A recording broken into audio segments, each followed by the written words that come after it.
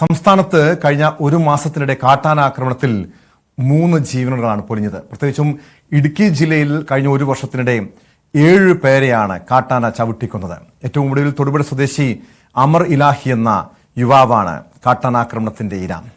അമർ ഇലാഹിയുടെ മൃതദേഹം കബറടക്കി. ആന ആക്രമിക്കുമ്പോൾ കൂടെ ഉണ്ടായിരുന്ന കൂട്ടുകാരൻ ആശുപത്രിയിൽ ചികിത്സയിൽ തുടരുകയാണ്. കാട്ടാനക്കൂട്ടത്തെ ഉടൻ കാട് കയറ്റണമെന്നാവശ്യപ്പെട്ട് നാട്ടുകാർ പ്രതിഷേധത്തിലാണ്.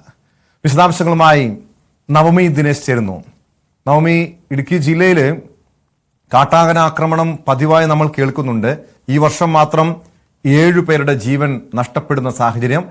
ഇതുപോലെ മനുഷ്യജീവനുകൾ പൊലിയുമ്പോൾ വലിയ പ്രഖ്യാപനങ്ങൾ ഉണ്ടാകും, സർക്കാരിന്റെ ഭാഗത്തുനിന്ന് വലിയ വാഗ്ദാനങ്ങൾ ഉണ്ടാകും.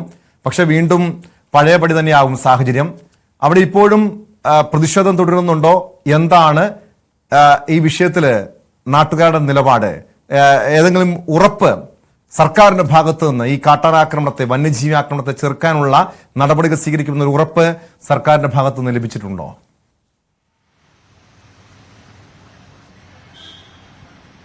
ടോം, ഇന്നലെ വൈകുന്നേരം 4 മണിയോട് കൂടിയായിരുന്നു അമറും കൂട്ടുകാരൻ മൻസൂറും കൂടി ഈ മേയാൻ വിട്ട പശുവിനെ കാണാത്തത് കൊണ്ട് ഇരുവരും തപ്പിയിറങ്ങിയതാണ്. പക്ഷെ ആ സമയത്താണ് കാട്ടാനയുടെ മുന്നിൽ പിടുകയും മൻസൂർ ഓടി രക്ഷപ്പെടുന്നു. ആ രക്ഷപ്പെടൽ ഓടുന്ന വഴിക്ക് മൻസൂറിന്റെ കാലിനൊക്കെ പരിക്കേറ്റിപ്പോൾ എന്തായാലും ആശുപത്രിയിൽ ചികിത്സയിലാണ്. ശസ്ത്രക്രിയ ആവശ്യമുണ്ട്.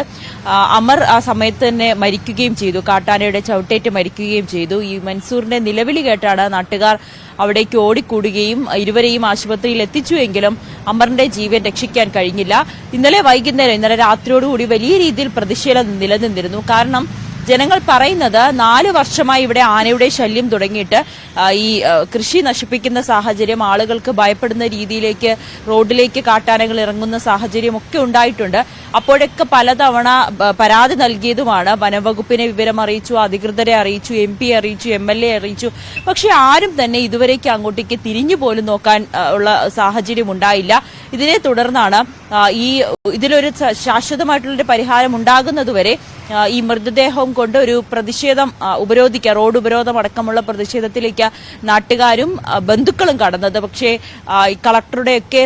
കളക്ടറൊക്കെ വന്ന് സംസാരിച്ചതിന് പിന്നാലെയാണ് ഇതിനൊരു പരിഹാരം ഉണ്ടാകുമെന്ന് സർക്കാരിന്റെ ഭാഗത്തു നിന്നും ഉറപ്പ് നൽകി.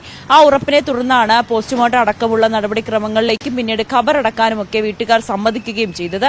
ഇന്ന് രാവിലെ തുടങ്ങിയ ഹർത്താൽ വൈകുന്നേരം 5 മണിവരെ ആയിരിക്കും. ഇന്ന് ഈ ഖബറടക്കത്തിന് ശേഷം NDAയുടെയും BJPയും NDA, UDF, LDF 3 മുന്നണികളിലെ നേതാക്കളും അതോടൊപ്പം തന്നെ സാംസ്കാരിക മേഖലയിലുള്ള നേതാക്കന്മാരും ഒക്കെ അവിടെ എത്തി വലിയ രീതിയിലൊരു ജനകീയ പ്രതിഷേധം നടത്തുകയും ചെയ്തു. ഫോറസ്റ്റ് ഓഫീസിലേക്കായിരുന്നു അവർ പ്രതിഷേധം നടത്തിയത്.